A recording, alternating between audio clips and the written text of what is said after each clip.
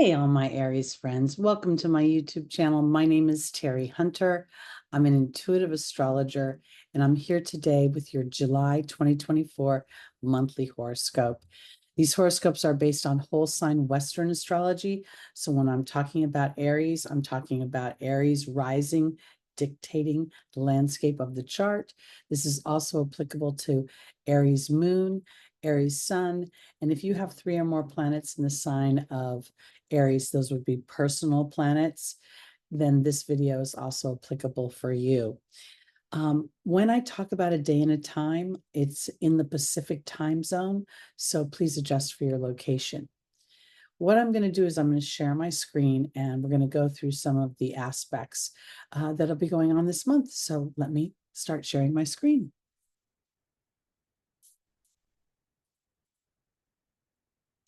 All right, here we are at the very beginning of the month, and we have Saturn has gone retrograde at the 29th of June, and then we see an opposition between Pluto and Mercury.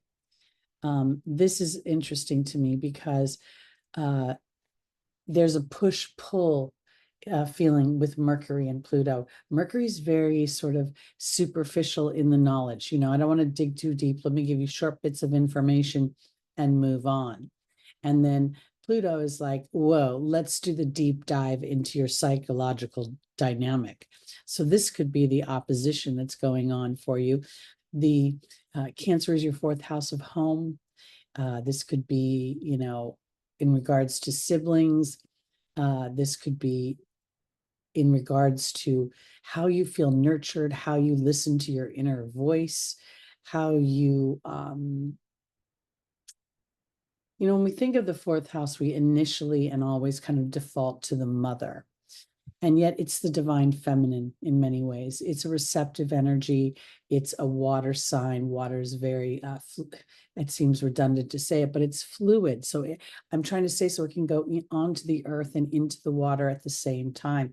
That's why the crab is so significant. So I feel as if for my Aries, there is the potential that at this time, at the beginning of the month, you're feeling sort of a push-pull between whatever your childhood experience is, whatever it is that how you interpret it, if it taught you how to speak, how you hear, or how you listen, the inner voice, there could be a little bit of conflict going on here. Now, at the same time, Pluto is making a very favorable aspect to Neptune as well as to Uranus.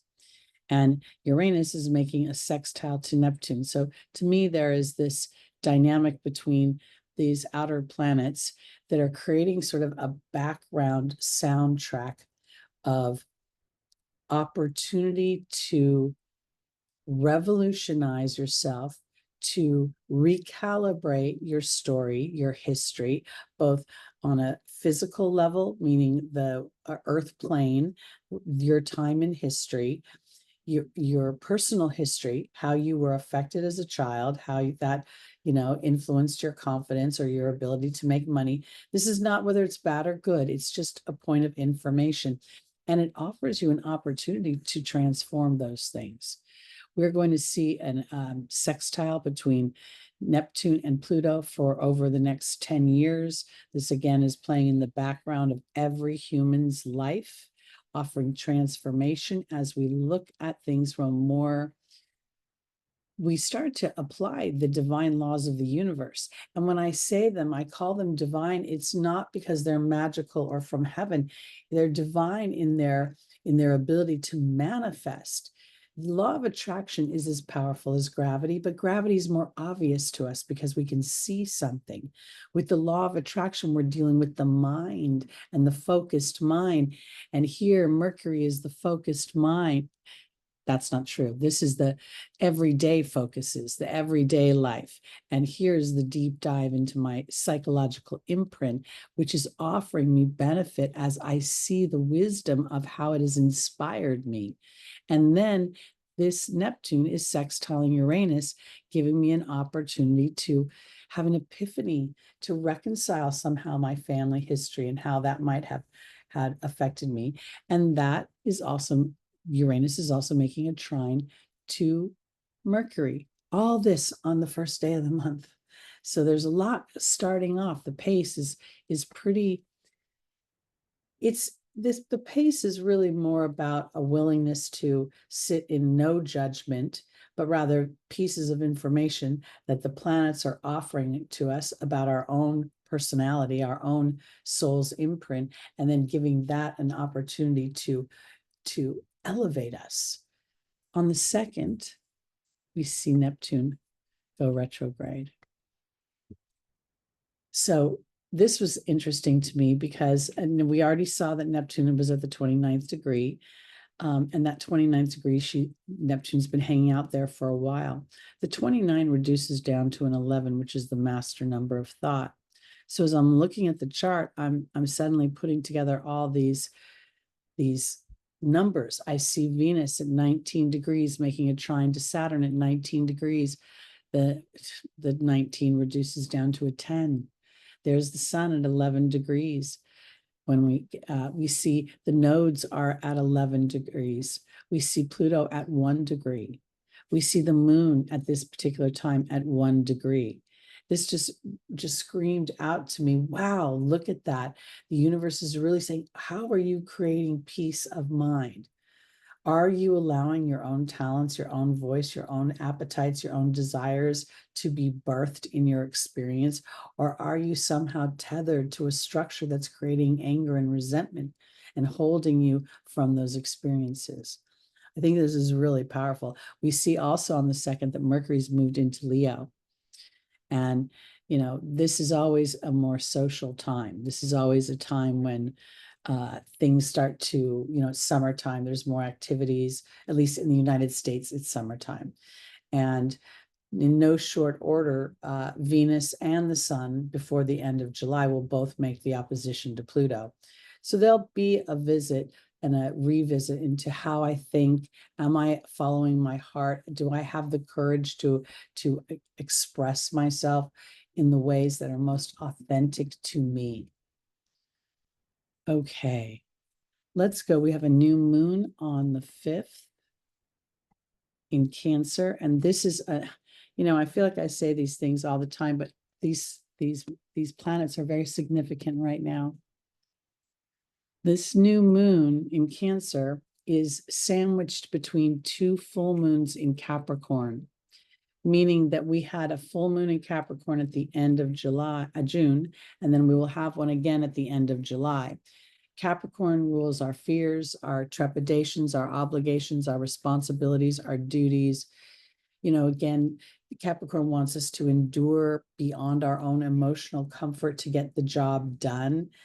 And I think that this new moon is planting the seeds for my own, making myself a priority and understanding that that is literally the platform for which I build everything else upon. When we live around somebody who is literally a slave to their job or to their wallet, and they're not enjoying the human experience, they're not enjoyable to be around, period.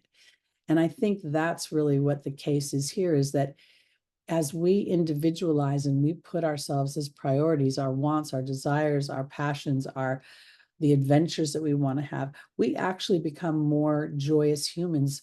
And that ripple effect starts to permeate our societies.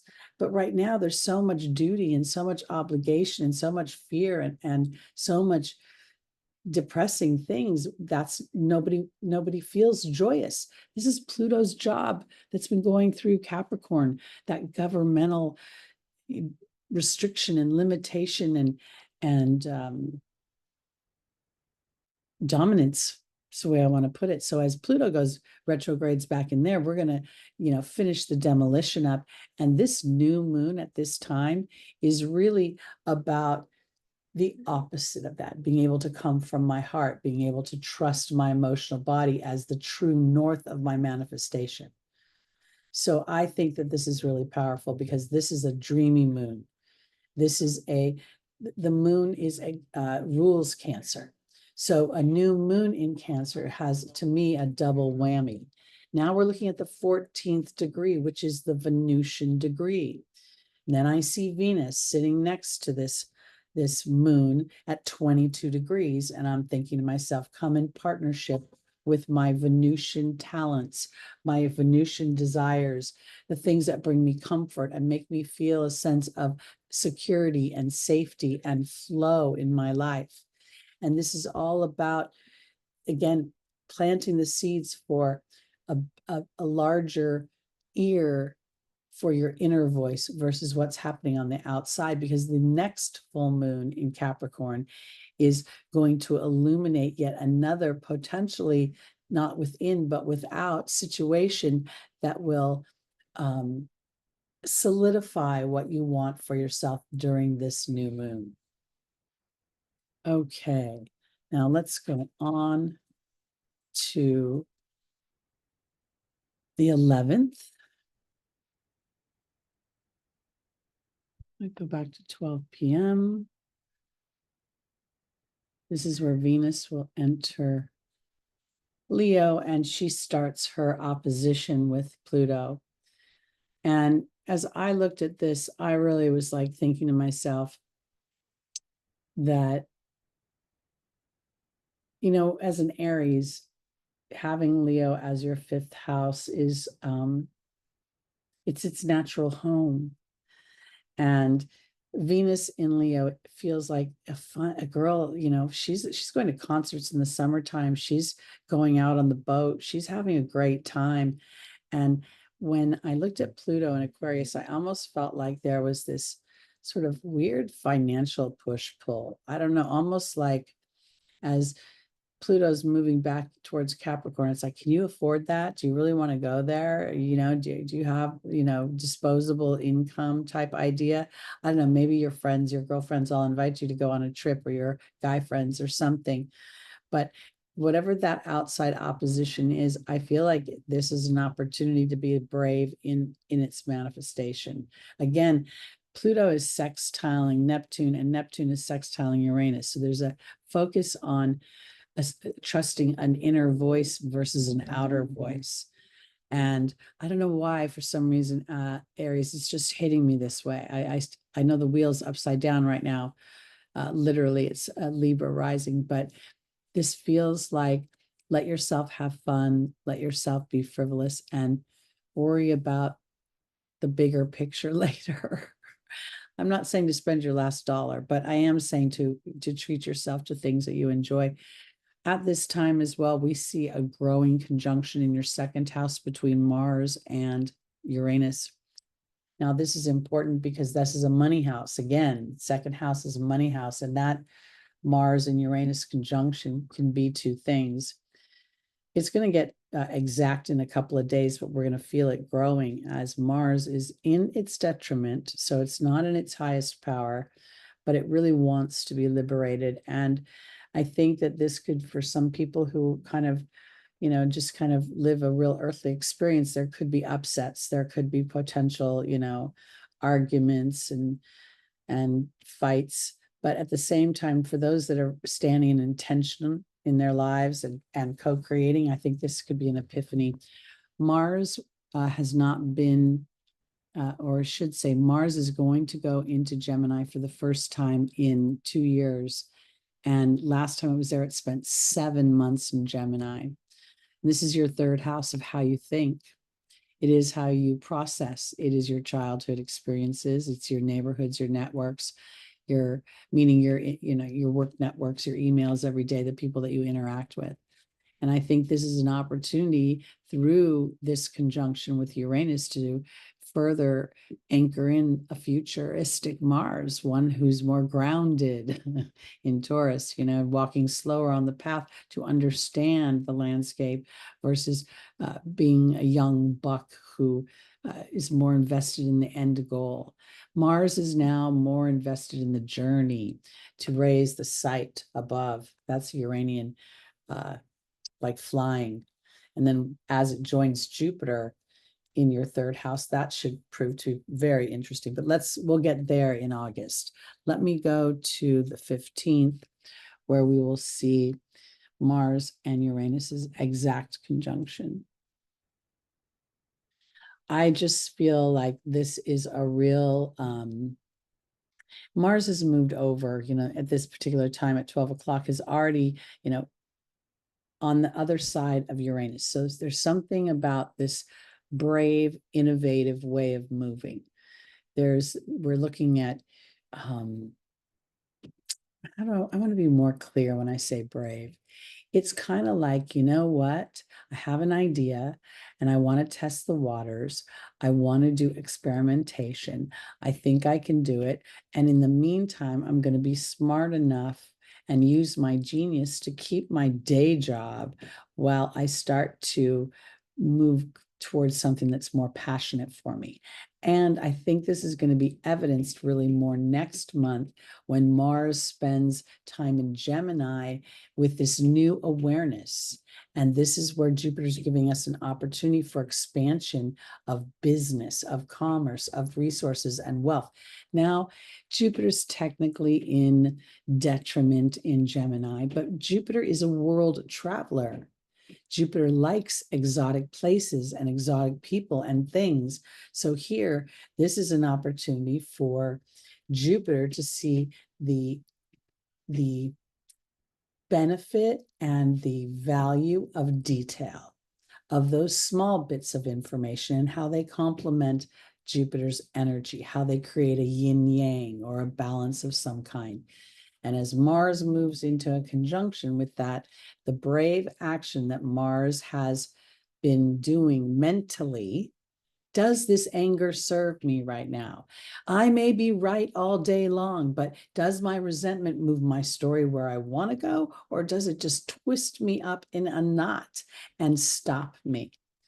So quick disclose for my Aries that are still sitting here listening. I recorded 9 videos for July. I was almost finished. Today it's now June 29th. Saturn has just gone retrograde. And when I went to upload those videos, they were gone. And I'm starting all over again. And this is that Mars thing for me. It's literally saying to me, am I going to be pissed off and just brute? Oh shit, pardon my language. I all that work for nothing. And Saturn was like, look, don't cry over spilt milk. Just start over and get them out as quickly as you can to make your July deadline. These are the kind of weird things. I literally, today, Mercury is opposing Pluto in Aquarius, Mercury communication. I totally saw it. I was recording from home. It's so weird how astrology works. So just quick story, if you're still listening, I hope you are. Now, let's look at on the 20th, when we're going to see Mars move into Gemini. And in doing so, there's an exact, I got to get a little later in the day. Let's go to 4 o'clock. All right, now we see that Mars is in an exact trine to Pluto. This feels good to me. I know both these planets are, hellraisers supposedly, but both these planets offer extreme benefit when they are used with consciousness and awareness. So Pluto at the 0 degree is like really just feeling the possibilities, that 0, the infinite possibilities. And now Mars is being offered support by Pluto to expand your mind, to keep your mind on those brave thoughts, on those thoughts of, does old habits, do they serve me? Do they serve, how does my communication enroll people or disengage them from my vision? We all need support. We all need, a sense of community and our teamwork. And this is what Mars is going to display and what Mars has been practicing as it went around the Zodiac after its long stay in Gemini. So I think this is a super, super powerful and opportunistic trine, because we are going to see the moon. We can see the moon is in Capricorn right now. On the 21st at 3:17 a.m., and I'm going there right now, the moon is going to be conjunct the trine to conjunct Pluto and making aspect to Mars and Uranus. So there's a polarizing kind of dynamic, because again, those that are not standing in awareness could be very reactionary And those standing in awareness could be very intentional. This is this last Capricorn full moon of those two that bookended the Cancer new moon. I think that this is about really identifying and illuminating even deeper levels of potential fear, limitation, restriction, authority over us that's saying, no, you can't. And it's an opportunity for us to say, well, I'm not sure. What authority do you actually have over me to say, no, I can't? I think that's a big theme. And I think that's why this is such a powerful moon, because obviously when the moon and the sun are in opposition, it's the brightest phase of the moon. But most of the other aspects, other than just Mercury here making a square over to Uranus, this is the everyday life. And this is what I expect on some level, but we're going to be bucking the everyday system. We're going to be rebelling or liberating ourselves from old chains. And this is very much supported by a deeper inner knowing of how important it is to self-care. And this is not about nurturing mental illness and the focus of that. It's about nurturing what the possibilities are, what the I cans, I get tos are. I think this is so powerful. And now, look, we're all the way into July 21st, and Saturn is still at 19 degrees. We know Neptune moves so slowly, so we're not surprised to see Neptune at 29 degrees. But there's Saturn, still running this theme underneath everything of how am I thinking? What's going on? Look at Venus. She's at 11 degrees. This is a 29-degree full moon, an illumination of the old structures that have repressed me because of the way that I was raised. And I want to offer this. Parents don't mean to limit their children, but we all have those people in our lives that tell you money doesn't grow on trees, and what makes you think you're so special, and I don't think it's about being special. I think it's about claiming your right as a soul inhabiting physical experience. And that's where all of these line up for me. Saturn at 19 degrees is not only reducing down to a 10, it's at the Libra degree of balance, harmony, peace.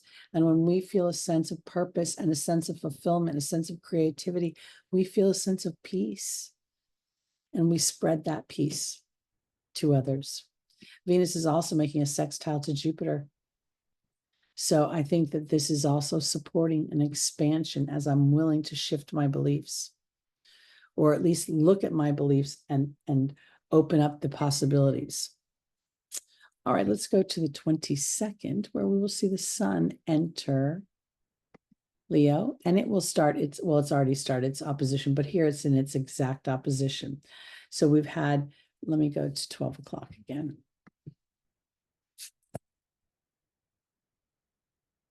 Okay, so here what we're seeing is first Mercury had this opposition, how am I thinking? What is my sort of my, I want to call it my imprint, but I almost feel like it's more like a tagline. Mercury is very short bits of information. So who are you? I'm, and then boom, boom, boom, my limitation. And Pluto was like, nah, we're going to rewrite that. Same thing happens with Venus, about how I make my money, about the value of my skills and my talents and my beauty and my creativity. Now, this is about how do I use my energy? Am I shining vitally? Am I pushing through the obstacles? Am I aware of the obstacles serve something bigger than what I can see right now? And at this time, as the sun moves into Leo, Saturn has moved 1 degree.